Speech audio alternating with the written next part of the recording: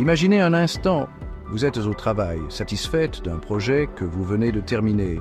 Vous avez travaillé dur, investi du temps et de l'énergie, et vous êtes fier du résultat. Soudain, votre patron vous convoque. Il a l'air contrarié. Vous sentez une boule se former dans votre estomac. Il commence à parler de votre projet, et ça ne sent pas bon. Vous pouvez voir la déception dans ses yeux. Il vous dit que vous avez tout gâché, que vous êtes incompétent. Chaque mot est comme une gifle. Qu'est-ce que vous ressentez à ce moment-là? La confusion, la honte et peut-être même la colère. C'est un coup dur, n'est-ce pas? Vous vous sentez abattu, comme si tout votre travail n'avait servi à rien. Être traité d'incompétent est une véritable claque en pleine figure. Cela peut ébranler votre confiance en vous. On se sent rabaissé, nul, comme si on était bon à rien. Les pensées négatives envahissent votre esprit. Mais voilà le hic. Les accusations d'incompétence sont rarement aussi simples. Elles sont souvent le reflet de problèmes plus profonds. Il y a tout un tas de choses qui se cachent sous la surface, un mélange de psychologie, de sociologie et même d'histoire. Chaque situation est unique. Comprendre ces facteurs peut nous aider à mieux naviguer dans ces situations, que l'on soit la victime ou l'accusateur. Cela nous permet de réagir avec plus de sagesse et de compassion. Alors, quelqu'un vient de vous traiter d'incompétent. Que se passe-t-il dans sa tête? Eh bien, il est possible qu'il s'agisse de projection. La projection est un mécanisme de défense psychologique par lequel nous attribuons nos propres insécurités aux autres. Donc, ce patron qui vient de vous passer un savon, il se peut qu'il se sente en insécurité par rapport à ses propres performances au travail et qu'il se défoule sur vous. Une autre possibilité est la rationalisation. Lorsque nous rationalisons, nous essayons de justifier nos actions ou nos pensées, même si elles ne sont pas fondées. Peut-être que votre patron sait pertinemment qu'il ne vous a pas donné d'instructions claires, mais il n'arrive pas à se l'avouer. Alors, il rationalise en vous accusant d'incompétence. Notre cerveau est un organe fascinant, complexe et mystérieux. Il est rempli de raccourcis et de biais qui peuvent nous induire en erreur, souvent sans que nous en soyons conscients. En particulier, lorsqu'il s'agit de nous juger nous-mêmes et de juger les autres, ce qui peut avoir des conséquences importantes. L'un des biais cognitifs les plus connus est l'effet Dunning-Kruger, découvert par les psychologues David Dunning et Justin Kruger. C'est le phénomène par lequel les personnes ayant de faibles compétences dans un domaine donné surestiment leurs capacités, souvent de manière flagrante, tandis que les personnes très compétentes ont tendance à se sous-estimer, doutant de leurs propres capacités. Alors, ce collègue qui n'arrête pas de se vanter de ses compétences en codage, mais qui est incapable d'écrire un programme simple, il est peut-être victime de l'effet Dunning-Kruger, un piège mental commun. Mais ce n'est pas tout. Il existe de nombreux autres biais cognitifs qui influencent notre perception. Il y a aussi le biais de confirmation, un autre piège mental courant qui nous pousse à rechercher des informations qui confirment nos opinions préexistantes. Et l'effet de halo, qui fait que notre impression générale d'une personne influence la façon dont nous jugeons ses traits spécifiques, souvent de manière inconsciente. Les accusations d'incompétence ne relèvent pas uniquement de la psychologie individuelle, elles sont également influencées par des facteurs sociaux, notamment les rapports de force. Lorsqu'une personne en position de pouvoir accuse une personne moins puissante d'incompétence, il s'agit souvent de maintenir le contrôle. Prenons l'exemple d'un enseignant qui rabaisse un élève parce qu'il pose des questions stupides. L'enseignant peut se sentir menacé par la curiosité de l'élève et essayer de le remettre à sa place.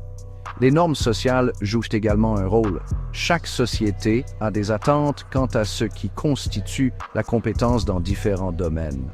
Ces normes peuvent être influencées par des facteurs tels que le sexe, l'origine ethnique et la classe sociale. Cinquième partie, l'effet loupe des médias sociaux. Ah, les médias sociaux. le royaume des opinions tranchées, de l'indignation virale et, vous l'aurez deviné, des accusations d'incompétence. Les médias sociaux ont créé un terrain fertile pour ce genre d'accusations. Il est plus facile que jamais de critiquer les autres derrière un écran, souvent sans aucune responsabilité réelle. L'anonymat d'Internet peut encourager les gens à dire des choses qu'ils n'oseraient jamais dire en face. Les plateformes de médias sociaux sont également conçues pour nous maintenir engagés et rien ne génère plus de clics et de j'aime qu'un bon vieux cycle d'indignation. Cela crée une incitation perverse à amplifier les accusations les plus extrêmes et les plus incendiaires, même si elles sont totalement infondées. Sixième partie. Racines historiques. De la Grèce antique au Moyen Âge. Croyez-le ou non, les accusations d'incompétence ne sont pas un phénomène nouveau.